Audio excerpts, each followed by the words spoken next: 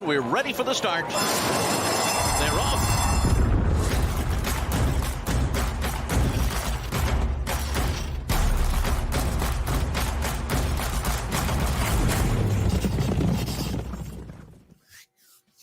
Welcome in, everybody. It's the weekly Express Bet First Call podcast. Typically, you see us on a Friday, but a little busy on Friday this week, Mr. Siegel, with the Breeders' Cup races getting an early start before noon at Keeneland. So we're up a day on the schedule. Nothing like tightening it up when you have to handicap 14 races, right? Right. I mean, we're ready to go, though. I mean, since the pre-entries came out a week ago yesterday, we've been diving in, watching as much video as we can, because that's really, the key. And then contributing to the Breeders' Cup Wagering Guide, which is really the greatest source that I know of handicapping information for the next couple of days. So definitely get your copy for that. But if you want a little bit more insight, then we've got it here. This is what we're doing. We're not going to do all 14 races, obviously, but we're going to do the ones that we kind of like the best. So let's dive in and then see if we can impart some knowledge. Right. We've got a couple headliners, of course, on Friday and Saturday in Cave Rock and Flightline. Not a lot of handicapping probably to do in those particular races, Jeff, but a very quick cursory look at the Breeders' Cup Juvenile. 4 to 5 probably on Cave Rock, and he could go lower than that. Blazing Sevens probably the opposition for him to worry about. I think so, even though he's not the second choice Forte is. But I really like the way Blazing Sevens is been training, and I like the way he's developing, and I like his style, which is to say that he won't be chasing and getting worn out with Cave Rock. So if you're playing an exacta, and if you assume that Cave Rock's going to win, which I think most handicappers will have to concede that he's going to be a very short price, the only way to make money here is to try to locate the second horse, and that to me is Blazing Sevens. So it's a good race. It always leads up to a championship for 2-year-olds, and maybe we'll get some indication as to who our Derby horses will be next year. 2-day daily double, Juvenile to Classic. What do you want to get back on the old Cave Rock to Flightline double? It's not much. 420? Maybe a couple of hot dogs or something. I don't know. So. Yeah. But not every race in the sequence is going to offer great gambling opportunities. You have to concede the fact that there are going to be a couple of races, or 2, 3, or 4, that maybe you look at the field and I'd like to beat that favorite, but I don't think I can, type of thing. Right. And that's the way it is to me with Cave Rock and Flightline. And part of this is gambling. Part of it is the sport of thoroughbred racing, and you like to see champions perform, and would love to see Flightline, if he's going to go out a winner or going to go out, let's make it one for the ages. I think we'll all look back in Flightline and have fond memories of him down the road. But he has to go out and prove it the last time, and there's every indication that he's going to do just that. One good caveat when you bet with First Bet and Express Bet this weekend, all the races at Keeneland, Jeff, will have a $10 money back special. So if your win bet finishes second or third, you'll get a refund in the coming days back into your account up to $10 for what you bet. So even in the races where you have Cave Rock at a short price and you have Flightline at a very short price, those are the races maybe to take a shot at a horse to finish to win on a $10 win bet. If they run second or third, you're going to get your money back. So it gives you a good rooting interest in a race against a heavy favorite. You can play a price horse in there. Maybe you'll get something nice back on a win bet. And if you don't, you get a decent chance horse runs second or third, because those aren't two of the deepest fields that we have at the Breeders' Cup. Let's talk about the 8 races that we are going to handicap in earnest on this week's First Call podcast. Here's the schedule. If you're watching along on the video, if you're with us on our audio sources, we'll let you know. It's the Juvenile Fillies and the Juvenile Turf on the Friday Future Stars Friday program, October 4th at Keeneland, that we're going to look at in depth, the Juvenile Fillies and the Juvenile Turf. Then we've got 6 races set up for you on Saturday, where we either have strong opinions or we think they're really good betting races, interesting betting races. We're going to avoid the Jackie's Warrior and the sprint kind of things, that look like more like tap-in putts, and go for the better handicapping exercises. Filly and Mare Sprint first on the card, then the Dirt Mile, the Filly and Mare Turf, the Mile, the Distaff, and we will wrap up our in-depth handicapping with a look at the turf. So we've got a half hour or so to go through all these differdifferent races. Jeff, let's start with the Breeders' Cup Juvenile Fillies. It'll be race number 7 on the Fall Stars, our Future Stars Friday card at Keeneland. I think 7s are kind of wild in here. It's race number 7, Jeff, and I like a horse here named Chop Chop for Brad Cox. Cox has had a great record in the Breeders' Cup. I think he's something like 6 for 28 all time or something like that. 8 for 26 it is. An unbelievable record in the Breeders' Cup for Brad Cox. And so I think he's got Chop Chop off a troubled trip last time. I think she can move forward and coming out of the Alcibiades, be one of the main contenders in here. I thought the winner was getting tired, Wonder Wheel, at the end of the Alcibiades. So for me, it's Chop Chop in the Juvenile Fillies. Give me your thoughts maybe on her and whom you may like. Well, in that race, I really made in my own mind, a serious case for our Wonder Wheel. Lots of things. She had the inside draw of 14, and she made the lead and got cut that corner into the clubhouse turn. Wasn't pressured early. Everybody else looked like they were either getting fanned out or tangled up.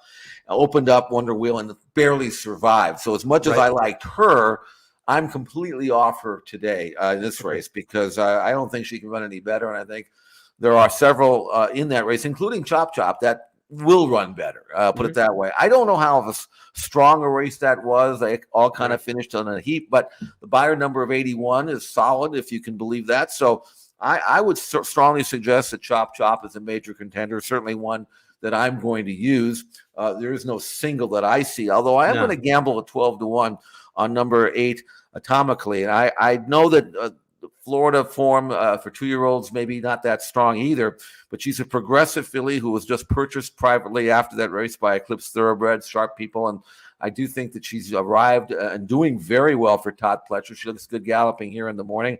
I haven't seen her train, that is to say, I haven't seen her breeze, but I have seen her video. And if you get a chance to watch those races, the one that 7/8's the maiden race, she won by 7 on the lead, and then her most recent race in the Florida Bred Stakes, she was fanned out very wide into the clubhouse turn, settled in mid-pack, made this huge point of a far turn move and opened up and won at will and earned a good number. And I have to assume she's going to improve. So I'm looking at her from a numbers standpoint and from a trip standpoint and from what I saw visually, and she's better than 12-1. That doesn't mean that she has to win, but I have to use her for sure. And at 12-1, I think there's value there for Atomically now in Todd Pletcher's barn. If you don't like the Alcibiades race, one of the horses who skipped the Alcibiades, who I think could be interesting in here, Grand Love, 20-1 in the morning line for Steve Asmussen. Here she was back in the Pocahontas Stakes trying to take him on the lead back in September. The lead as they come for the top of the stretch. Friendly Persuasion up to confront Grand Love. They shoulder to shoulder right off the turn. They brush top of the stretch. They're trying to hang in there. Fun and Feisty continues to roll. And Fun and Feisty over the top and to the front. Shoplifter trying to rally down inside. Grand Love gives way with Friendly Persuasion and Boss Lady Bailey. But it's Fun and Feisty. And off the pace winner of the Pocahontas. 3 lengths in the end. Shoplifter was second. Tight for third there, Grand Love or Boss Lady Bailey. So Grand Love gave way there at a mile and a 16th, but that was off of a 6.5 furlong debut race and then thrown right into the stakes ranks at a mile and a 16th. She wasn't quite ready for it that day. Steve did not throw her back into the mix, into the Alcibiades, instead trained her up to this. I kind of like that. I think she's going to come in fresh. Some of those other horses had more battle tested and bruising kind of prep races coming into this that weren't as easy as we thought with Chocolate Gelato, with Wonder Wheel. So I think a fresh horse at 20-1 in the morning line. She's got speed, as you saw there in the Pocahontas. Now, that race didn't come back strong as Fun and Feisty ran poorly next out in the Alcibiades. But I like the fact that he's bringing a fresh filly in here. I think she's interesting. One of my favorite handicapping angles, and I, as an owner and as a guy who's managed a lot of horses, will employ, is the 2 sprints in a stretch-out pattern. Now, Atomically had that. She had a maiden race, another maiden race in 7/8, stretched out and won for fun. That's the perfect pattern. Whereas Grand Love had maybe the disadvantage of only having the 1 sprint.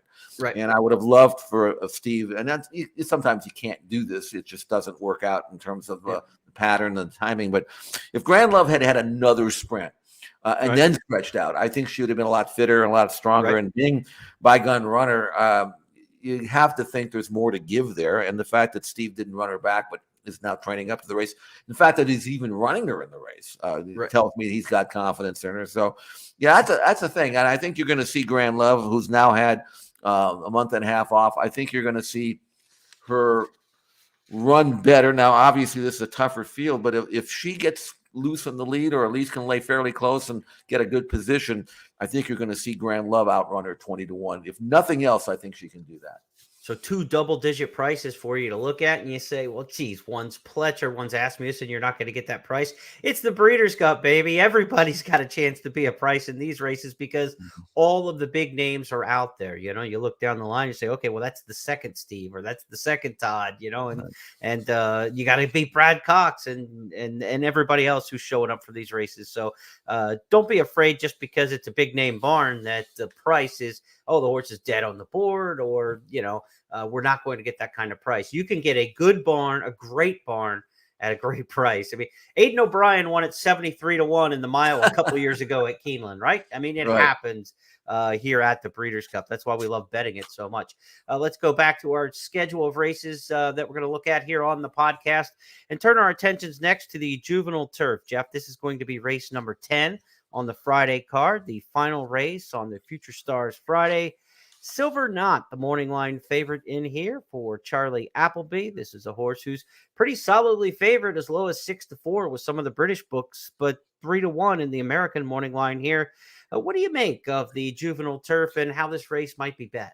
Well, here's the thing. I do think that there's one American that I like. I'll talk about him in a minute, but of the Euros, Silver Knot and Victoria Road. And I went back and watched the video of both horses to try to see if I could separate them. And Silver Knot is good. There's no question about that. I don't think he's great or anything like that. But I know that against this group, he doesn't have to be great. But I think I'll use him. But I think Victoria Road, who is 8-1 in the morning line, as opposed to the 3-1 that Silver Knot is. And I understand why Silver Knot would get play because of Appleby and William Buick and the success they've had. But Victoria Road, I really have been impressed by him, even though it took a while for him to break his maiden. But he is rapidly improving with every start. Broke his maiden, then came back and won a listed stakes at Deauville. Did that by a neck, and he showed some moxie, I thought, in that race. It looked like he was hooked, and he found extra, which I liked. And then in his most recent race, the Prix de Conde at Chantilly, which is a 1.125 race around one turn, but it's still a 1.125. For whatever reason, they changed his style. They took him back, and he had so much to do from the top of the stretch to the wire. And he really accelerated like a Euro is supposed to look like. You know what I'm saying? Quickened very nicely. It was up in time. I think he may have had one horse beat, or maybe nobody beat at the top of the lane, but passed them all. Finished strongly. The time form rating was good, best of his career. By Saxon Warrior and trained by Aidan. 8-1. I think he's better than that. Again, I mean, you got to get trips and you got to get lucky and you got to reproduce your form. But I'm telling you, if Victoria Road runs back to that race in France, he's as good as anything in this race, and he's going to get a price. So I'm going to use the €2. And then I think the best of the Americans is Pax Sawallet. I've seen him here in California, in my own backyard. But he's relentless, and he has really trained well as well. I think he's progressing very nicely for Jeff Mullins. 6-1, looks good. He looks good training. He looks good galloping, Jeremy. He's a happy horse. He's got a really good turn of foot. He trains like a good horse, and I think he's the best of the U.S.-based runners. I know there's some love for Pax Sawallet in the Express Bet and First Bet wager guide, so be sure to check out the best bets of handicappers across the first properties, as well as individual race analysis from all the handicappers of the 14 Breeders' Cup races. I know Pax Sawallet has a solid backing amongst those handicappers. Check out their picks for all the races inside the wager guide, first.com/guide. I'll put it up on the screen for you there so you can see how it's spelled out. Wager guide up and running now. We've got the artificial intelligence picks from the First Bet app, now included for all 14 Breeders' Cup races. Eddie Olczyk's got his classic analysis, video commentary from all the handicappers for the 14 races, as well as some looks at workouts from XBTV and from on site at Keeneland. So be sure to check out the wager guide. And as we roll on here, Jeff, and look at our next race on the Breeders' Cup program, we're going to turn to Saturday. So we looked at 2 races on the Future Stars Friday program. Let's go to Saturday. And the first one right out of the blocks is the Juvenile or the filly and mare sprint. The filly and mare sprint starts things off, and this is the race I had for the wager guide. Had a lot of fun handicapping it. Didn't have a lot of fun handicapping it last year with a 5-horse field and Gamine at 2-5.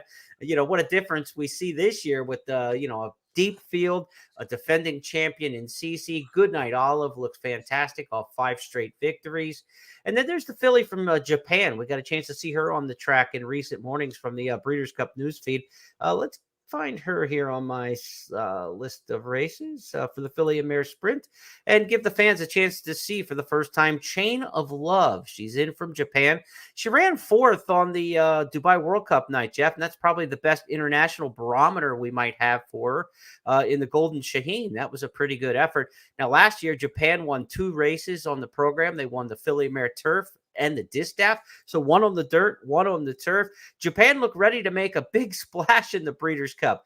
Now this year, she's the only one who shows up. I surmise it's a little different trip to Kentucky than it is to the West Coast of the United States from Japan, and maybe weather and different factors going into it. But I'm surprised the Japanese didn't pile on after last year's success.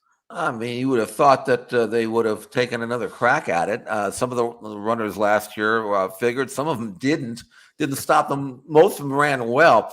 Right. As for Chain of Love, the first thing that I noticed about her is that she's run 23 times, and she's only hit the board on 8 occasions. So 15 off the board finishes. And if she was a quality, mare, she probably would have won more than 3 races in her career by now. She's 20-1, and normally I would have looked at her, but Jeremy, I've got about 8 horses in this race, 8 mares, that I would not be surprised if they won. That's how it is. I mean, you could make a case for so many of these that I don't need to be including a horse that I don't even like to begin with. So sorry, fans of the Japanese horses, I'm off this horse today. But, this race is such a good gambling race because you can get really high-quality horses at good prices, and you don't have to pick the winner because as a rolling exotic player, I'm going to spread this race, and I could get a decent price horse home. Even a horse like, I don't know, but I'd like to throw out a horse to you. I want your input on this one, and that's Echo Zulu. I mean, you look at Echo Zulu, she's been beaten a grand total of 1 time in her career. She was a sprinter when she was a young 2-year-old. They stretched her out because that's where the money is. But I'm wondering, as a daughter of gun runner, maybe she is better around 1 turn. She's outside of the field going 7/8, which means she can dictate her own trip. She came back and won the Dogwood, had nothing behind her, but did it the right way. Trained well since. 6-1. I mean, is she a gamble at 6-1? Is she one of several that maybe you have to use? Yeah, definitely. I think she's definitely in the mix. And the thing about the filly and mare sprint is I don't even think it's arguable. This is the hottest pace of the Breeders' Cup. I don't think there's another race. I mean, when Edgeway and Slammed drew the 1 and 2 holes, they were probably the 2 fastest horses in the race, the first quarter mile. They're both inside. And in a big field of 14, Hot Peppers is really fast early. Brad Cox's a filly is really fast early. Lady Rocket, we've talked about her on the podcast over the course of the summer. This is, to me, the fastest pace of any Breeders' Cup race we're going to see. Much faster than the sprint, faster than the turf sprint in terms of numbers of horses who really want to be up there. So that's where the question with Echo Zulu becomes. In a sprint, is she a stalker?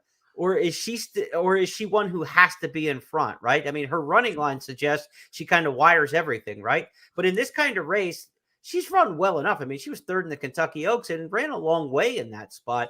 I think she can sit third or fourth or fifth in this race. Let some of those 6 furlong blazers go. And then all of a sudden we realize at the 8th pole that the Breeders' Cup Filly and Mare Sprint is not the Breeders' Cup Sprint. There's a major difference between a 7/8 race and a 3/4 race. And it's shown up time and time again. The pace setter in the Filly and Mare Turf has an absolutely atrocious record. They get blitzed in this race. Like they don't even they finish 8th, 9th, 10th usually. The horse who sets the pace in this race. So I think she can. I think Echo Zulu is definitely a factor in here.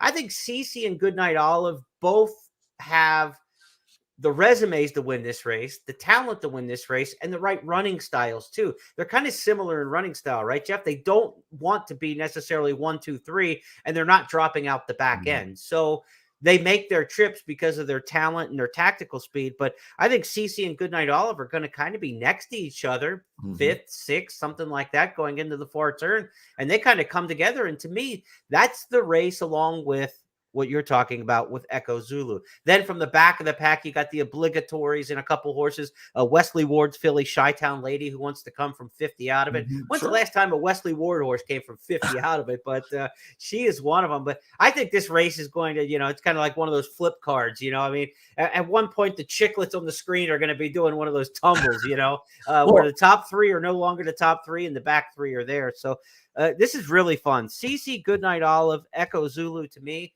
are the 3 most likely winners of this race. And I think they're going to have the right styles. I think Echo Zulu can sit turning back. Yeah, I think that because she's drawn outside, I would tell Santana, I know you're a speed rider, you want to bust out and go, but here, I want you out there clocking the field. I want you to let them go, drop in, take a hold. We don't know that she can run that way, but we don't know she can't. And basically, she's got a good burst, and I think Echo Zulu is going to. She's going to be in the right spot, I think. Now, whether she, capitalizes on that, I don't know. The horses that you mentioned, the contenders that you mentioned, I agree with. But Wicked Halo is weird to me because she's perfect 1-for-1 at Keeneland, and she's really in good form. Whereas Obligatory, who we know on her best day can be dangerous, her one race at Keeneland was rotten. So I'm a little bit, a little bit leery of that for her. Agreed. But Wicked Halo, I think I'm she's 10-1. I mean, I'm not going to get beat by her if she's 10-1. I would walk out the door if that happens. So I mean, to me, it's a spread race. And really, again, we don't know. I mean, it could be that Goodbye Olive is just so much better, and who knows how good she is. She got beat first time out, and she's won in all of her other races by daylight. She might just be exceptional. We haven't seen her since late August, and again, she's another one of these fillies I haven't seen train. I wish I could have seen her train, and I haven't seen it. I wish I would have had enough ability to, have confidence to say, I just saw her breathe. She looks great. She's the one, but I can't do that. So I got a spread. Well, I'll make a house backhanded comment, but the Breeders' Cup's at Santa Anita next year. And I think the way that the workouts are covered will be quite a bit better. Yes. When we've got them in our backyard. Promise you that. Let's go to our next handicapping venture here on the podcast. We're going to skip the turf sprint. Golden Pal may get loose on the lead in there. There's not a lot of speed in the turf sprint. Certainly you can shuffle it out and figure that one out the way you like. But Jeff and I are going to move next to the Dirt Mile. Dirt Mile is race number 8 on the Saturday card. And, the Mile is race number 8. The Dirt Mile, this is where it gets confusing with 14 races in the Breeders' Cup, Mr. Siegel. Dirt Mile is race number 5, right? That is correct. 5th race. Yeah, Dirt Mile is race number 5 on the card. We'll get this straight. The one thing about this race is you've got a nice blend of 3-year-olds. You've got some older horses in here. And you really got a rising player in Laurel River, Jeff. Not a lot of folks have known Laurel River on the national stage at all. Came out of a Del Mar allowance, then won the stakes at Del Mar last time sprinting. Laurel River may be better, though, as a miler. The sprint was kind of like will he be sharp enough to beat sprinters turning back? He looks like a 2-turn mile is probably his best game. Your thoughts on Laurel River? Well, I love where he's drawn because Pipeline, I think, is going to go, and Gun Idol likely show speed. And Laurel River, even though he does show speed, he doesn't have to be in front. And the way he's been training for Bob, I just think that, and again, this was always going to be the game plan. Whereas after he won that win in You're In, there was no real need for him to run back, just train him up. Yep. He won off almost a year layoff. He won by 11, so we know he can run well fresh. And he's very sharp. He's very eager. And this work of 59-2 on October 22nd was outstanding. It was, and the thing about it was, it almost was like a practice race, an exhibition race. It wasn't planned that way, but it certainly came up. He had a horse chasing him from behind, and then turning into the stretch, he's just kind of going easy. And he's going to pick up a couple of Vladimir Serin horses here. And he doesn't really have any great, feel or interest in having to go by, but he kind of couldn't help himself. Yeah, right. Like right here, he just says, I got to work. Yeah, I mean, there's two horses in front of me. I think I'm supposed to go by them, so I will. And he does it and gallops out really well. And he's come back since this work to work terrific as well. So I think what you're going to find is this workout kind of, emulates what the race is going to be. He's going to be sitting behind horses, and he's going to go after him, just like he did in this workout. It was kind of a practice run there. But to me, he's an exceptional miler, and this was always going to be the race that he was going to run in. And I think that if you look at this race, the one caveat for me is I honestly don't know how good Cody's Wish is. I mean, I know that, and Mata said, I don't know whether this horse is better around one turn or two turns, but he's by Curlin. Who's to say he's so much better now than he used to be that two turns? Right. This is what he's supposed to love, and he's drawn outside as well. So as much as I like Laurel River, there is no way I'm going to put a ticket in without Cody's Wish on it, because I don't know how good he is. He might turn out to be exceptional too. You got Cyberknife, the Haskell winner, Arkansas Derby winner, two-time Grade 1 winner amongst the 3-year-old ranks. Brad Cox, I think, made a smart move by not going into the Classic and putting this horse in the dirt mile. He seems to be placed well. But the 9-hole is no picnic on the mile at Keeneland. You had mentioned it on our Tuesday podcast, but they will start the gate quite a bit beyond the start pole where a mile would exactly be. So they're going to get an extra about 70 yards run. That helps some, but it doesn't alleviate everything. We didn't have any dirt miles run at the fall meet this year at Keeneland, which was interesting. And they have only been running dirt miles since 2015 there because of the Breeders' Cup coming. So that was like the experimental time to try it. But the inside 4 post positions are very, very, very effective in these races. So if you're going to take an upset look, I agree that Cody's Wish and Laurel River and Cyberknife are the 3 name and best horses in this race, right? I mean, I think on resume and talent, it's hard to argue they're not the 3 best horses in the race from my standpoint. But the post position, if you're going to get an upset, it's going to be because of the trip. That's what I'm thinking. If there is an upset in here, it's because the good horses didn't get the trip. And a horse I think might be able to do a little bit of something. We talked about him on our long shot in our 2-minute vignettes. Is this guy cutting through the dark? Simplification. He's drawn in post number 2.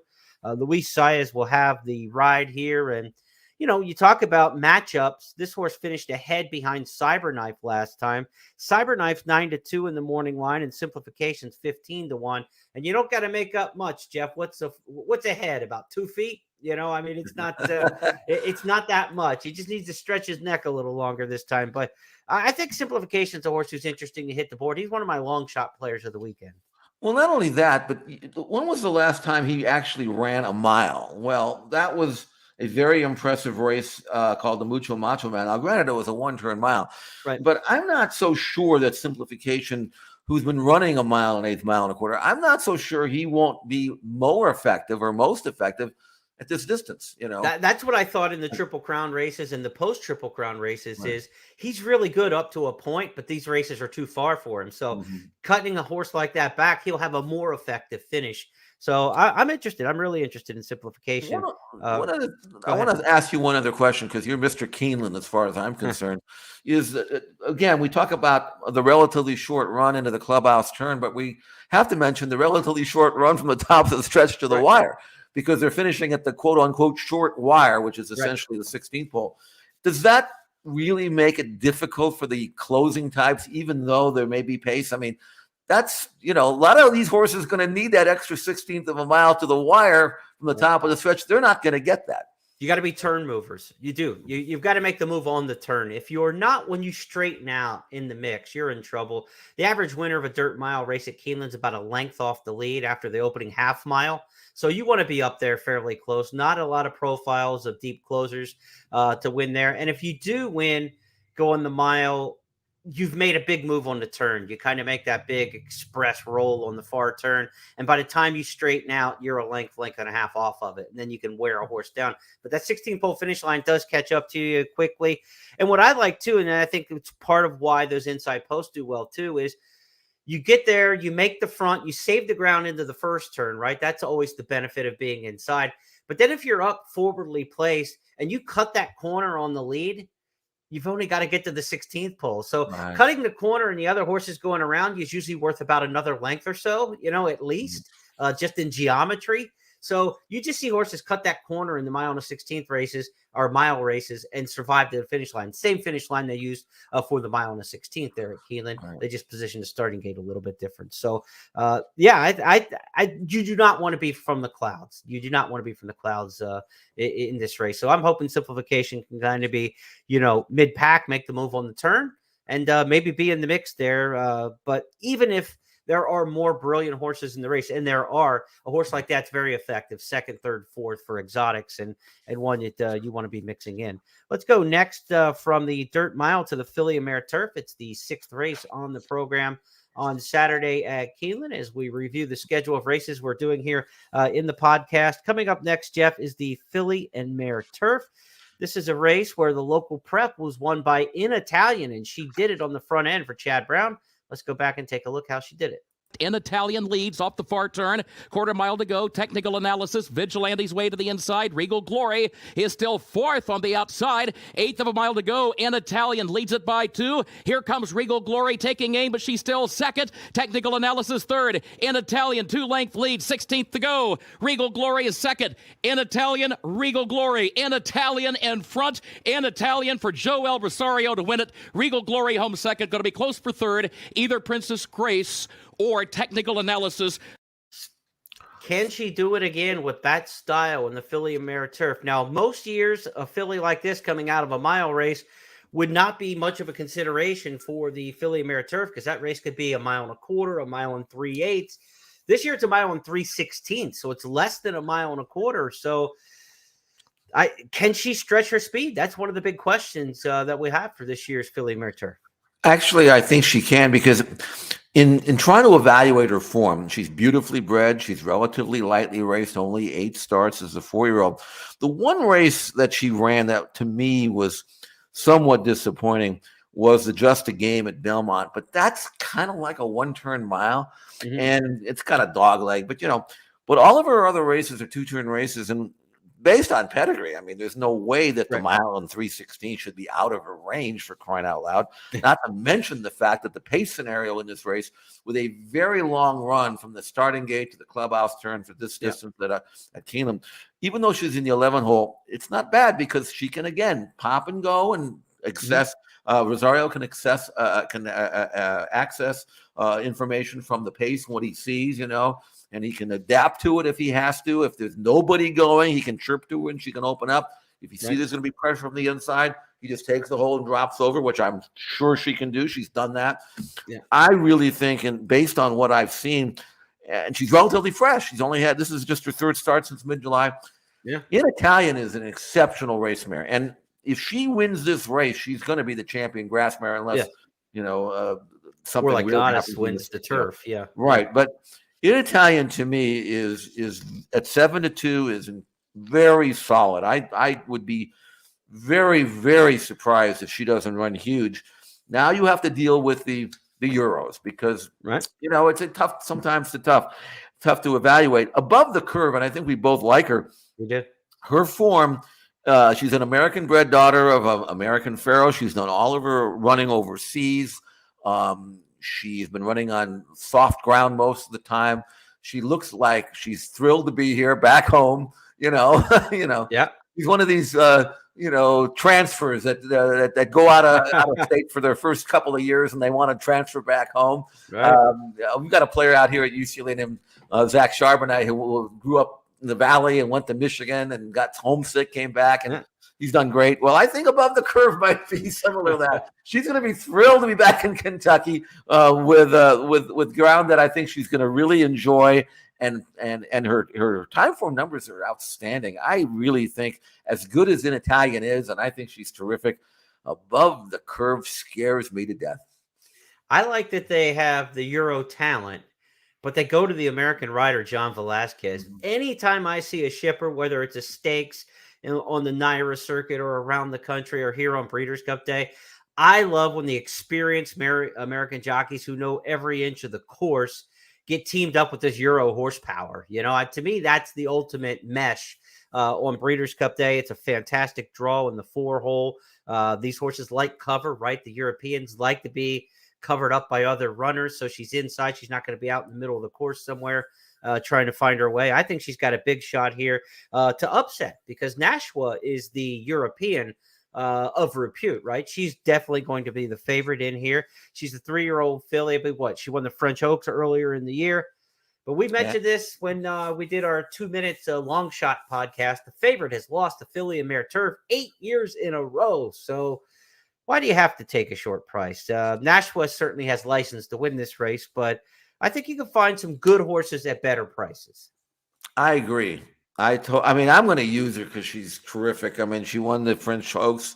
She won the Nassau Goodwood. She's a good to firm type of race mare. She's a daughter of Frankel. John Gosden, who used to really frequent the Breeders' Cup, is now very selective in the horses he brings over, and he brings this one over. So I'm going to trust John and the fact that Nash was probably doing well. But your point well taken that, why take a short price when you can maybe beat her with a horse that's going to be a better price Above the Curve. Yeah.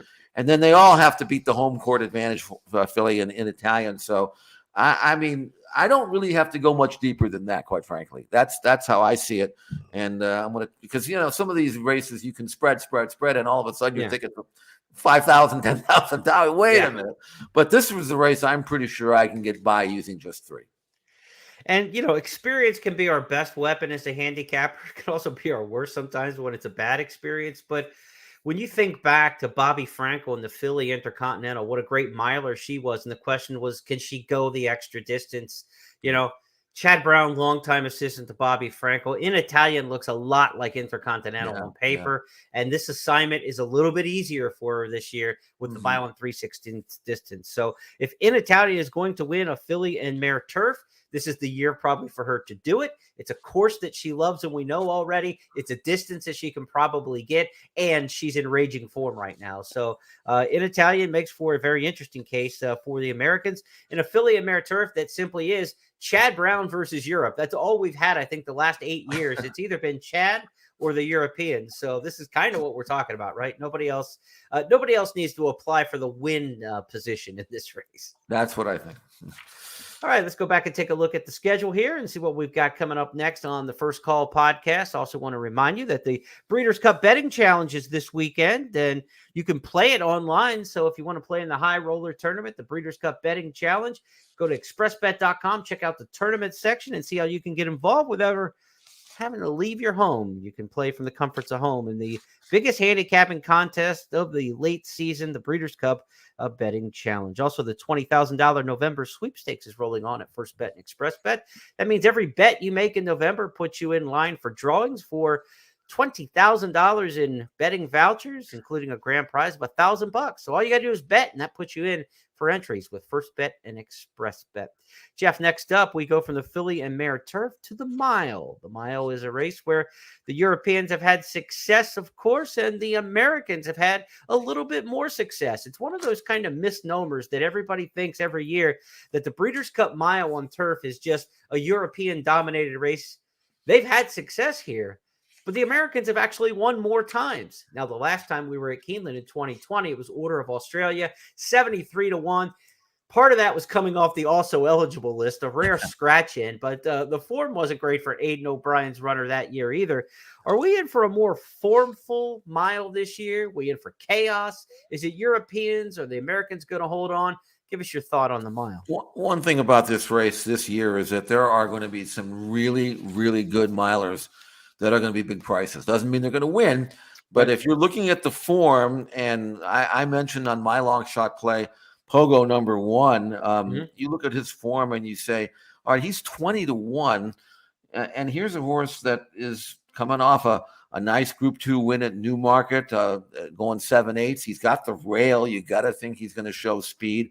When he's the kind of horse, if you look at his form very closely, you'll notice that when you look at the lead, prominent, made all, when he gets his front running trip, man, he turns into a tough horse to get by. Right. Not as effective in a stalking role. And we see this a lot. I mean, I think you might make the same case for Smooth Like Straight, where give him the front end and he's tough. And if he sits second or third, maybe not so much. So I don't know whether Pogo is going to be able to get the kind of front running trip that he requires. But from the rail, I'm sure the strategy is to send him out of there from the rail, make the running, and make them disrespect you long enough that maybe you steal the race. So I'm absolutely going to gamble on number 1 Pogo, but he might be done by the far turn, which is why this is not a single for me, because I can there's so many different scenarios in this race that will allow a particular type of horse to win at a big price. I'm not going to, if I'm playing a pick 6 or whatever it is, I better not get beat by this race, because there's no reason not to spread, because anything can happen. And I'm gambling on Pogo, but boy, I'm using about 6 or 8, maybe more than that if I can afford it. Let's let the fans see Pogo for themselves, because this is a horse you may not know much about. On the screen here, go to the far left to the rail. On the lead, it's Pogo. And like Jeff said, let him go, and he gets pretty tough. Pogo rolls on then, on the far side rail with Misty Grey, Purple Pay. Now stand side, Sacred tries to come with her run. Jumbie still there with every chance too. Pogo on the far side running rail. Sacred now starting to erode that deficit, but Pogo's as tough as you like, in great form, brings up the 150 for William Buick this year. Pogo beats Sacred and Misty Grey. Now, this is an older horse, Pogo. He's getting to the Breeders' Cup late in his career. We haven't seen horses over 6 have a lot of success in the Breeders' Cup. So we'll see what the elder statesman can do in here. Also from Europe is the likely favorite or co-favorite, maybe. I mean, Modern Games and Kinross are 2 horses that are going to vie for favoritism in here. People have seen Modern Games. We saw him in the Juvenile. We saw him in the Woodbine Mile. Kinross is going to be the champion sprinter this year in Europe, and a lot of folks may not have seen him, Jeff. Let's see him from a couple weeks ago at the Kipco British Champion Sprint, another winning performance. As Kinross now takes it up on the center in the center group. Kinross sent ahead 2 lengths to Creative Force and Run to Freedom. Far side Tenebrism and Rohan finishing well, but Kinross in the form of his life going to follow up his foray win, and Kinross wins easily. Now, that's a straightaway race, but this horse has won every which way you can turn. He's got left-hand wins, right-hand wins, straightaway wins. There's not a lot of holes in the game of Kinross other than the season, right? It took on almost all the best races in Europe in the sprint ranks. Is this an afterthought, or is this an exclamation point kind of race for horses like this at the point of their British season? Well, from what I read, this is not an afterthought. This was a race they were always going to be pointing to, regardless of what happened at the Ascot 3 weeks ago. My issue with him isn't even the distance. These middle distance 7/8 type horses in Europe, they all can get a mile here. My issue with Kinross is the draw. I just don't know what kind of trip he's going to be. Now if he'd drawn in like in the 3 or 4 hole, then that $200 that I might, deposit, that might have gone right to Kinross. Kinross actually beat Pogo. We mentioned Pogo 2 races back, and Pogo was beating Kinross. So one's going to be 9-2 from the 13 hole, the other one's 20-1 from the rail. But Kinross is a better horse. if you could let me bet going into the clubhouse turn, I might be more confident than that. So Kinross is no longer a single to me, but he's a must use because I think he's a really top horse. And again, his time form ratings in the low 120s is good enough to win a Breeders' Cup mile. And so he's one that I have to use with Pogo. Modern Games, I was so disappointed in his last race, even though he ran second in the group run with Baid behind him. I mean, you talk about a tough crowd. That's me with Modern Games, But he broke running, and he was sitting third, and he was just galloping along, and then he was asked to quicken. There was nothing to quicken with. He ran second. He just kind of was grinding at the end. He wasn't really moving. The jock said he hated the ground, which, okay, I'll live with that. But he run well on soft ground before, so I don't know why he hated this soft ground and not others. I don't know whether that's an excuse that I can buy or not.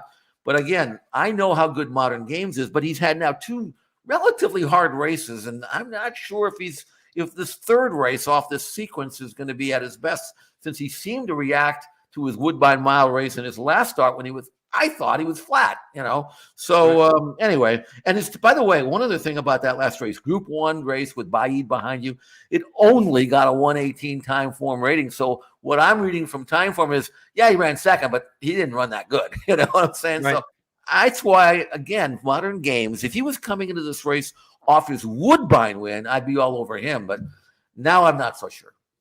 I don't think there's a better gambling race on the entire 2 days than the mile. This, we talked about the filly and mare sprint clearly had the defined fastest pace of the Breeders' Cup. This looks like the race that has the most best options. I mean, there are a lot of good options in here. We didn't talk about domestic spending coming off the year layoff for Chad Brown. We didn't talk about Annapolis, who just won the local Grade 1 prep here, the Keeneland Turf Mile in the fall. We didn't mention Ivar. We didn't talk about the filly Regal Glory. Jeff, this is a fantastic gambling race. Shame on anybody who takes a 3-1 shot in this spot. Shame. That's what I would do. I mean, even Dreamloper, the Irish bred filly, all she did was win a Group 1 at Longchamp in early September, and did so with a 123 time form rating in that race, which is better than anything in the race. We haven't even mentioned her, a 5-year-old mare. So really, again, this is the kind of race where you better spread, because whoever wins it, why didn't I use that horse? I mean, I could have used it. Why didn't I? That's the kind of race it is. But you're right about this, Jeremy. You don't need a 3-1 shot in this race. This is the race. Like I say, I put a 20-1 shot on top, but you don't need to take short prices in this race, because there are so many of these that are capable of winning. If you're looking for an exacta, trifecta, super, whatever you're playing, you're going to have to get lucky.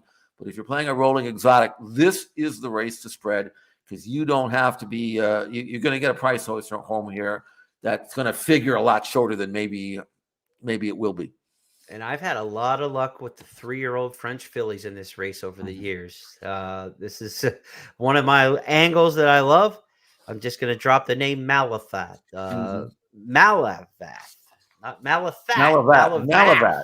Right. Malavat in this spot is not without chance either at 15-1. This is not at all fantastic addition. Second to Kinross and the Prix de la Forêt at Longchamp on Arc Day. What's wrong with that race? She couldn't win this, Yeah. And if Annapolis wins, we get to play our favorite Capital One commercial back next Tuesday. Yeah, right. We get together Annapolis. It's official. Indianapolis. That's it. Come on, Chuck.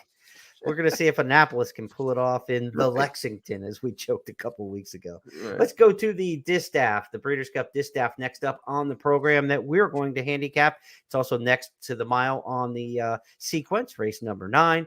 We've got a field of 8 in here, Jeff, with very little fluff. I mean, Awake at Midnight's overmatched in here, but beyond that, a lot of people could make a case for Blue Stripe to run well. Second longest shot on the board. Third longest shot in the board is the Kentucky Oaks winner, Secret Oath. This is a very, very good distaff. It may not have the numbers for a 12, 14 horse field to get deep into the tries and supers in this race, but this is a great win and exacta betting race, and one that you really have to do some work on to get through the multi-race bets, because a lot of times these shorter fields, 8 at the Breeders' Cup's a shorter field, is where you want to kind of cinch in, right? You don't want to be 5 deep in an 8 horse field when you're playing pick 6, pick 5, pick 4. but you might need to be in this spot. There are 3 or 4 that are just, boy, I would feel horrible leaving this one out. Well, I'm gonna just use 3 because you look at Malathat and you look at her ability on this track and her recent workouts and her recent races, and you say to yourself, she's undefeated at Keeneland. She just won the Spinster by 5.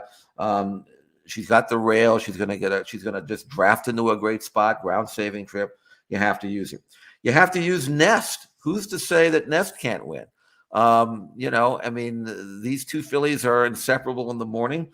It's in the dark. You probably couldn't separate them if it was in broad sunlight. They're Malathat's on the inside, Nest on the outside in this. Yeah, and you tell me, you can't really say one's better than the other, and on form you really can't say it. You can say, well, Nest maybe is a little better, but maybe the form that Malathat is in right now is better than she's ever been. I mean, they're both daughters of Curlin. They're both going to get better. I mean, Nest looks great, but Malathat says, I know that you're a little sister here, technically not, but right. Little stablemate.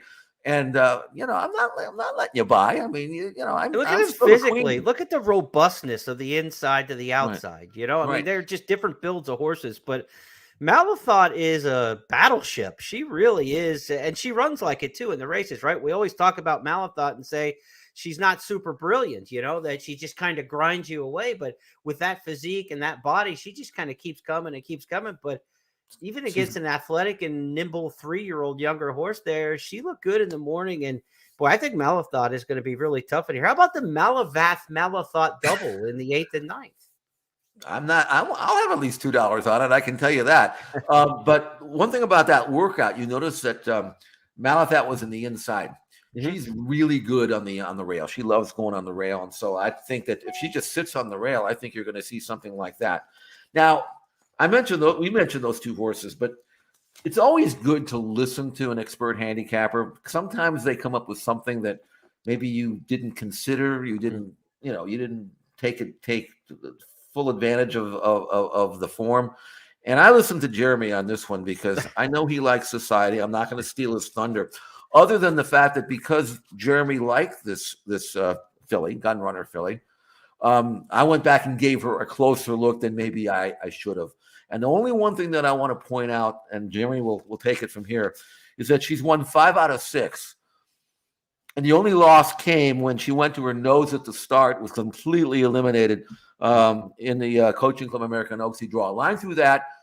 All of a sudden, she's undefeated. She's speed. She's a gun runner. And now, instead of being 6-1, now she's 2-1. What do you think, Jeremy? Look, I think she's going to be very tough on the front end. I don't see a lot of early speed in this race. Malathat has gone to the front end races where it suggested she should. When there was no other speed, they were going longer. Just get out there and grind the pace, right? Like kind of what you want to do in the Belmont.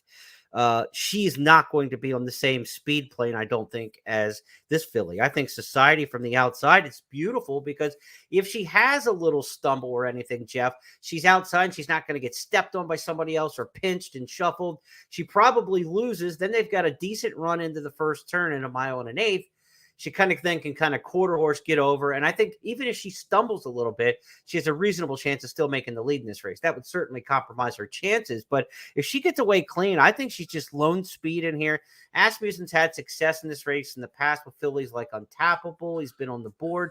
He's had success with 3-year-old fillies in this race. The Cotillion has been a good prep for the distaff historically. The Cotillion's one of those good races that it's a shorter distance, and you're not taking on some of the heavyweight older horses. So you're not laying it on the ground in the Cotillion. And she certainly didn't. She blew that field away.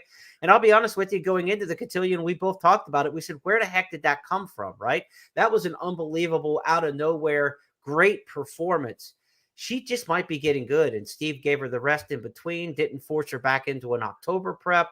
She comes in fresher than some of these other horses that ran, say, maybe in the Beldame or the Spinster. There's a lot to like there. I think Society is the horse to beat in the distaff, not only just a pace advantage. I think she is going to be the one to beat. And I think Malathot is going to run the race of her life. I think it's these two, and I think it's going to get very close at the end. I mean, this is one where I see those two to the finish. And that's not to say Nest is going the wrong direction. I mean, she's just done everything asked of her this year. She won by 8 in the Ashland earlier this season at Keeneland, so we know she likes the track there. Society broke her maiden at Keeneland as well, so she's won over the track. Malathot's won 3 of the biggest races at Keeneland. I mean, she's got a resume matched only by Take Charge Lady probably in the history of mares at Keeneland to win the Spinster, the Ashland, and the Double Dog Dare. I mean, that's that's gold plate material. They give away trays and plates for good things. She's earned a tray at Keeneland for winning those 3 races. And this is going to be a fantastic renewal of the distaff, but I am really bullish on Society. And I know that it's going to take an unbelievable performance to beat Malathot though, because I think she's coming with it. Yeah. One key factor about Society, she's 8 of 8 in this race, which is say that she's on the 8 hole. She was a 9 of 9 hole in the cotillion, and she got over. And there is nobody going to outrun her early if Florent Giroux basically lets her run out of there. And I know that maybe your fear, as we look at her in the dark, is that maybe he don't take too much hold of her now. Don't slow it down. No. Let her run out of there. Utilize your best weapon. I don't want to see any 48 and 3s here because that's going to suck the others behind you. And you don't want to, you want to win this race maybe at the 5/16 pull when you open up and then keep on going. And that's how she won the cotillion. Right. They didn't guzzle her back. They let her run. So I hope they do the same thing here. It's not how fast you go, it's how you go fast, they say. That's trainer speak, but it's basically if she's going 47 and she's clear on the front and nobody's challenging her, that's what you want. That would be fast. If she's going 48 and everybody's kind of into the mix and it's hard work, you're going slower, but to what end and what result? I agree. Go 47 flat, something like that for this mile and an eighth. If she runs 47 flat, she'll be 2 clear of the rest going down the backstretch, and that's where she wants to be. I think then she's going to get bold, turning for home. We'll see how it turns out because she better bring the lunch pail in the stretch because Malathot, she's coming. She's coming. 6-1. Now we've talked a lot about her at 6-1. We're not talking about some 8-5 shot here. So. Yeah, definitely. If you fear, the Pletcher fillies, okay, I get it, but you better have her at 6-1 on your ticket somewhere. Let's pivot to the Breeders' Cup Turf as our final handicapping destination for this week's podcast on the first call. We're talking fillies. We're talking great fillies in the distaff. We've got a great filly running in the Breeders' Cup Turf this year from the U.S. She's Warlike Goddess. She beat the boys last out. Let's take you back to take a look at that. And now Warlike Goddess begins to pick it up from third. She's moving up on the outside. Adamo is down at the rail in fourth. Then Rock Emperor, Soldier Rising. Gufo is the trailer. The field is in the stretch. Here is Warlike Goddess coming up to challenge Astronaut and Bye Bye Melvin. Soldier Rising advances down at the rail. And then it is Rock Emperor. And the field is coming to the finish here with Warlike Goddess. And she's going to beat the boys today in this Grade 1 Joe Hirsch Turf Classic. And she won it by 3 lengths. Jeff, we talked when we were talking about the filly and mare turf division, how the mile and 3/16 shorter distance was really the attraction. That was the sticky paper for putting in Italian in there to go longer. It's also the reason why Warlike Goddess is in the turf now, because that mile and 3/16, frankly, just too short and sharp for her. So Bill Mott said all along he wanted the mile and a half. That's why they went to the Joe Hirsch Turf Classic to stay at that trip. Now they come back in the Breeders' Cup Turf. Mott's won this race a couple times, but it was many sunsets ago back in the 80s and early 90s. So he knows what it takes to win this race, and she's a good one. I thought she was going to win at Del Mar last year, and I'm not one to bash rides or jocks, but I think with any ride at all, she won the filly and mare turf last year. She was the best horse in that race. Can she win the turf now against the boys going a little farther? Well, you're not one to bash riders. That's not my issue. I'll bash them all I want. And she moved way too soon in that race. But maybe Julian Leperoux, who rode her last year, was concerned that maybe she didn't have the real European type turn of foot, and maybe thought that it would be better, especially with a short stretch at Del Mar. to get her in gear a little earlier, and maybe it was a little too early because she struck the front and then got out kicked. And you look at Warlike Goddess's form, and she's won 9 out of 12, maybe just as important. She's a perfect 2 for 2 at Keeneland, and she just did beat the boys, although I'm not sure that beating Bye Bye Melvin makes you as good as some of the Euros that she's going to have to face. So she's probably going to have to step it up. That saying, I think she's one of 3 that can win this race. Okay. The one that I prefer is Rebels Romance, and Charles Appleby, is done so well with these Euro shippers. You've got the stats, which you will let us know in a minute. The weird thing about this horse, Jeremy, and I didn't even realize this until just a week or 2 ago. This is a horse that had run on dirt and all weather all of his career, even though he's a son of Dubaoui. And then all of a sudden, because he was so stale on the dirt, that Charles finally got around to saying, let's fire him on the grass. Well, since then, he's a perfect 4 for 4. All of those wins were group wins, the last 2 group 1s, most recently beating the German Derby winner in Germany, doing it with time form ratings that are very comparable to Yabir's time form ratings going into the race last year. And as a horse that's won 8 out of 11 with no seconds or thirds, it tells me that when the pressure is turned on, Rebels Romance finds a way. He also is not a deep closer. He can close, obviously, and he doesn't go to the front.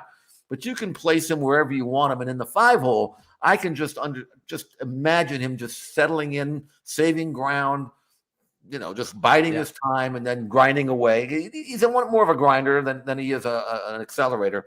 Yeah, but he's a good horse. He is a good horse. In fact, he was supposed to run in the Kentucky Derby last year and he got hurt. But that's how much they thought of him as a dirt horse, and he's better on grass. So, and then Godolphin's other horse, Jeremy, is Nation's Pride. Now, when Nation's Pride just won the Jockey Club Derby Invitational at Aqueduct, and that was mid-September, they asked Appleby, "Are you coming back for the Breeders' Cup?" And at that time, he said no. He says, "Well, he's a 3-year-old. We'll come back next year, but not. He's done enough here. He's been here. He's had 3 races here. We'll put him away." Right.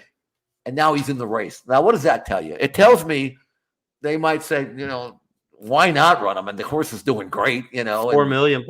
Exactly. I mean, we have the other horse in the race, but I don't think Godolphin cares that much which one they win with. I mean, they're both, well, actually, they'd probably prefer to win with Nation's Pride because he's a colt and the other one's a gelding. But the bottom line is he's here because this is a positive afterthought. He's here because he gave Charles Appleby every reason to believe that he belongs. So I think you got the 2 Godolphins. You've got Warlike Goddess, who is just too much race mare for me to say that she couldn't win. Yeah. I think that's it for me. I'm torn on Mishriff. He's earned what, 12, 13, $14 million. Last year probably would have been favored in this race. I'm trying to think who was in the turf last year. Yabir won it. But who would have been the favorite for last year's turf? I don't know if anybody would have been bet harder than Mishriff. Now he's kind of, I don't know, is this sunset? It's the final race of his career. It's Gosden bringing him over. Is this just kind of like a let's let the fans see him kind of thing? Or are they actually here to win this sucker? I mean, if he flashes back to his good self, he beats these, right? Well, that's true. I remember watching him run overseas on dirt. It was the Saudi Cup. Yeah, that's what it was. Charlatan, who was incredibly good racehorse for Bob Baffert, and he made the lead. And I was just, the race is over. Yeah, and Mishriff ran by him like he was standing still. And I'm saying, not only is that a Breeders' Cup horse, that is a Breeders' Cup Classic type horse because that's dirt, and he still ran some very good races. He won the John Banner National later in the year. And I said, okay, he's back in form. He can run on the dirt. He can run on the turf. Doesn't matter. Here is a Breeders' Cup horse. And they didn't bring him over. They said, well, we're going to wait till next year. I'm thinking, why wait till next year? He's never going to be as good now then as he is now, I don't think. Well, that was last year. And if he'd come over, I'd have been all over him. This year, he's got 6 starts. He hasn't won. And his last race in the Arc was poor. Okay, it was soft ground. I don't. To me, this is, if he bounces back off his recent form and makes his only win of 2022 in this race, then I tip my hat to him, but I'm not gambling on him. You can if you want, but I'm drawing the line. This is like bringing Pete Rose back at like 43 for a pinch hit in the bottom of the ninth. You know, can he still do it one more time? I'd like to see it with Mishriff. We'll find out. Well, hopefully we had more hits today than the Phillies had last night, Jeff. Things didn't go too well. It's only one loss, you know. That's right. It only counts as one loss. The first hit tonight will break that no-hit streak. Congrats to the Astros fans who enjoyed last night's game.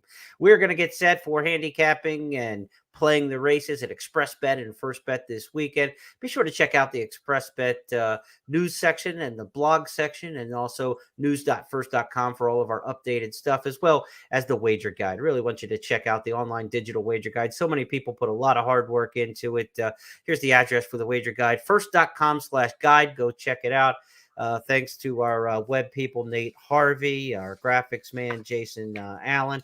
Guys really did a good job putting that together on the tech end, and of all of our contributors, almost 20 handicappers taking part in the ExpressBet and First Bet wager guide, and more late updates to come there. So make sure you keep checking back. We'll be putting more information into it, including this podcast. We're going to embed that in the wager guide as well. So if you want to check that out in an easy place to find it, it'll be in the wager guide here in the next 48 hours. It's Breeders' Cup time, Jeff. Great job handicapping. For the first time ever, I think we topped the hour mark. We're at an hour and 4, and it seems like we still could keep going. We didn't even do 6 of the races. I can keep going, and for those of you who want my entire Breeders' Cup 14 race analysis, you can get that at expressbet.com and my blog, also xptv.com and at sananita.com, and I'll have written analysis and wagering strategies for all of those races. And not to be outdone, believe it or not, I will have the entire cards at Santa Anita Friday and Saturday as well, because 10-to-1 shots are good no matter where you can find them. So check that out. Again, it's free as always. xptv.com, expressbet.com, and my blogs, sananita.com. I'll have all 14 races all written up. And guess what? I'm going to spend the next 2 days writing them up, because I got a lot of work to do, as you do, Jeremy, as well. And hopefully, we'll cover the other races that we didn't have time to cover in this one. I had a fleeting thought the other day of, I wonder how many words I've typed about this year's Breeders' Cup in the last week. And then I thought, I don't want to know. I don't want to know. Hey, a couple quick notes about racing around the first family of tracks. Santa Anita's closing day for the meet, for the September meet, is on Sunday. Mandatory payout in the Rainbow Six, over $300,000 in the carryover already coming into the weekend. So a mandatory payout. Everything's got to go on Sunday at the end of the meet. And also let you know that Laurel Park will begin its Monday racing for the next several weeks in November. That begins this Monday, right after Breeders' Cup. Remington Park, my old stomping grounds, my alma mater there in Oklahoma City, also takes on Monday racing starting this week. So after Breeders' Cup, we've got one of the better Monday cards that you're going to see all year long, with Laurel and Remington jumping into that Monday schedule as well. So by the time we talk to you next on Tuesday for its official Breeders' Cups, 14 races will be in the books, and Jeff and I have got to figure out 5 hot topics to talk about. Should be pretty easy to come up with them. We'll find 5, I'm pretty sure. On behalf of my partner, Jeff Siegel, I'm Jeremy Plonk. Good luck at the Breeders' Cup, and be sure to check out the wager guide.